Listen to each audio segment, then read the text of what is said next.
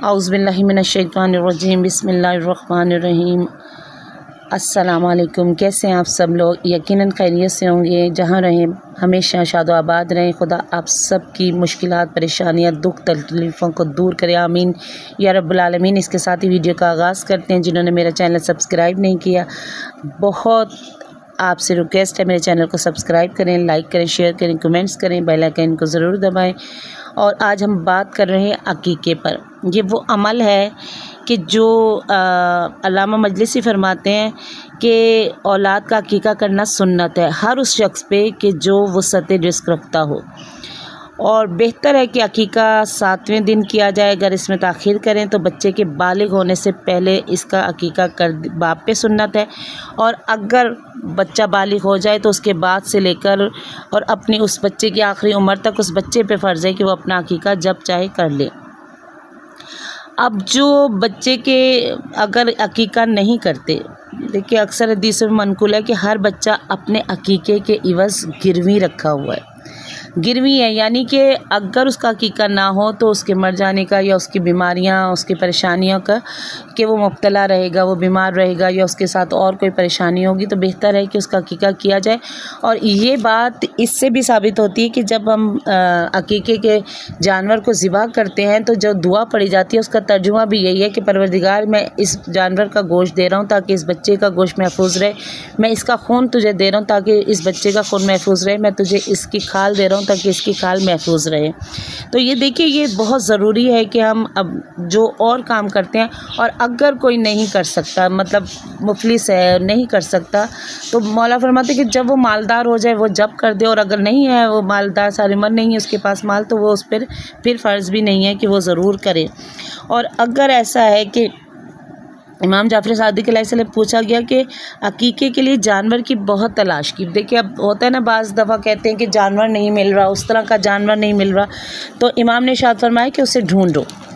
क्योंकि अब ये देखिए कि अगर कोई बीमार हो जाए और वो बीमार शख्स बीमारी के लिए, उस बीमारी के लिए दवा लेने जाए और उसे वो दवा नहीं मिल रही, तो वो ये सोचे कि इस दवा की एवज़ में सदका कर दूं तो मैं ठीक हो जाऊंगा, तो ऐसा नहीं है। जो दवा उसके लिए सजेस्ट की गई है उसे वो दवा खानी है।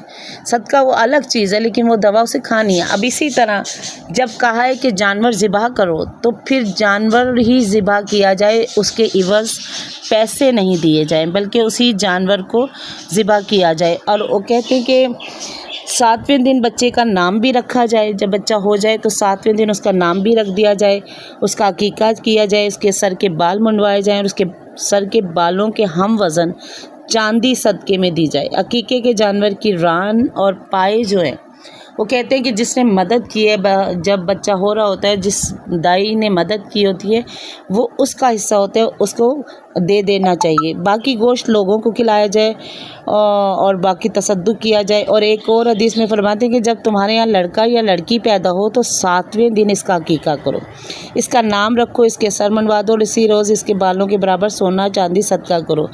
अकीक़े का जानवर गोश्तफंद या ऊँट हो, और एक हदीस में है कि अकीक़े का गोश्त चौथाई हिस्सा दाया को दिया जाए। अगर बच्चा दाया के बगैर है तो गोश्त बच्चे की माँ को दिया जाए, वो जिसे चाहे वो दे दे। अकीक़े का गोश्त कम से कम जो है वो 10 मुसलमानों को खिलाया जाए। इससे ज़्यादा भी हो जाए तो कोई मज़ाइका नहीं है, बेहतर है बल्कि कि अगर इससे ज़्यादा भी हो जाए। लेकिन याद रखिए कि अकीक़े के गोश्त से खुद ना खाएं। और दाया अगर यहूदी औरत है जिसने मदद की है बच्चे की पैदाइश के वक्त, तो उसे चौथाई गोश्त के बदले उसकी कीमत दी जाए। और यह कि दाया को अकीक़े के गोश्त से 1/3 दिया जाएगा। और उलमा के यहाँ मशहूर है कि अकीक़े का जानवर ऊँट, भेड़िया या बकरी होनी चाहिए। और इमाम मोहम्मद बाकर अलैहिस्सलाम से मनक़ूल है कि हज़रत हसनैन शरीफ़ैन अलैहिस्सलाम की विलादत के मौके पर रसूल अकरम सल्लल्लाहु अलैहि वसल्लम ने इनके कानों में आज़ान दी। हज़रत फ़ातिमा सलामुल्लाह अलैहा ने 7वें दिन इनका अकीक़ा किया और दाया को इसके पाए और एक अशरफ़ी अता फ़रमाई।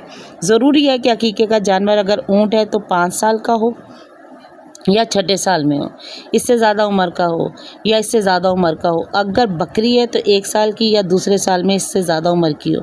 और अगर भेड़ है तो कम से कम 6 या 7 माह का होना चाहिए, और 7 माह पूरे हो चुके हों तो बेहतर है।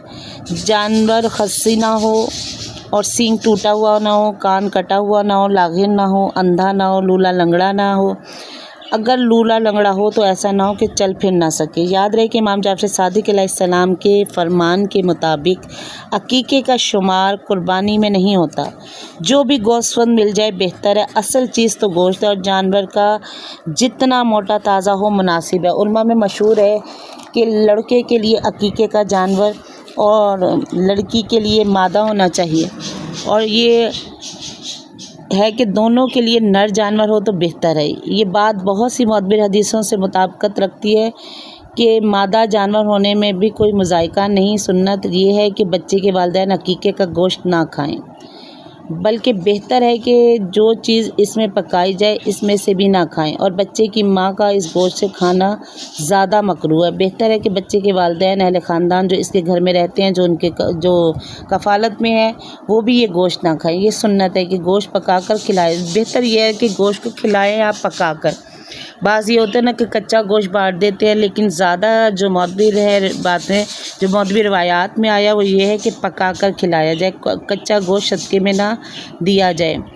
और ये सूरत भी बेहतर है। लेकिन अगर कच्चा गोश्त भी तसद्दुक़ कर दिया जाए तो भी है, लेकिन अगर अकीके का जानवर ना मिल सके तो इसकी कीमत सदका देना बेफ़ायदा है। मतलब ये नहीं है कि आपने कीमत दे दी, बल्कि वो कोई फ़ायदा नहीं है, बल्कि आपको सब्र करना चाहिए यहाँ तक कि आप पहले ढूंढें, तलाश करें। अगर वो मिल जाए, नहीं मिल रहा तो सब्र करें कुछ दिन, और फिर जब वो मिल जाए तो अकीका किया जाए।